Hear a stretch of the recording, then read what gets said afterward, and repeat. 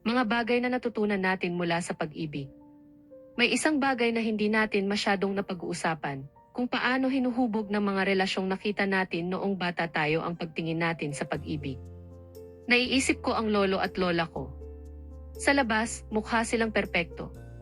Bumuo sila ng pamilya at nanatiling magkasama. Ginawa nila ang dapat gawin. Pero habang lumalaki ako, hindi ko naramdamang mahal talaga ng lolo ko ang lola ko. Hindi yung pagmamahal na safe, may koneksyon at mapag-alaga. Malungkot ang lola ko. Babaero ang lolo ko. Marami mang dahilan kung bakit sila nagsama, pero malinaw na hindi pag-ibig ang sentro nila. At gaya ng marami ang sabi nila para sa mga bata. Pero habang tumatanda ako, na-question ko yun. Kasi ramdam ng mga bata. Hindi man nila maintindihan ang detalye o ma-explain ang nararamdaman, pero nararamdaman nila ang distansya, tampo, lungkot at kakulangan ng pagmamahal. At ito yung pinakatumatak sa akin.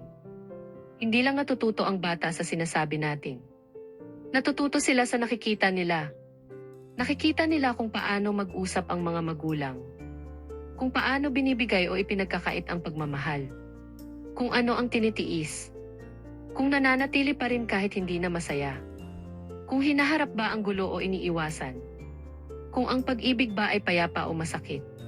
At nang hindi namamalayan, lumalaki silang akala nila ganito talaga ang pag-ibig. Kaya pagtanda natin, inuulit natin ang pattern na hindi naman natin sinadyang piliin. Pumipili tayo ng kapareha kasi maganda sa papel, successful, stable, may pera, tanggap ng pamilya, pero nakakalimutan nating itanong. Mahal ba talaga ako dito?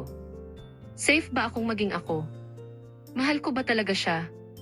O seguridad lang ba ang hanap ko? Hindi mali ang humanap ng seguridad. Lahat tayo gusto ng stability. Pero minsan, ang tinatawag nating pag-ibig, survival lang pala.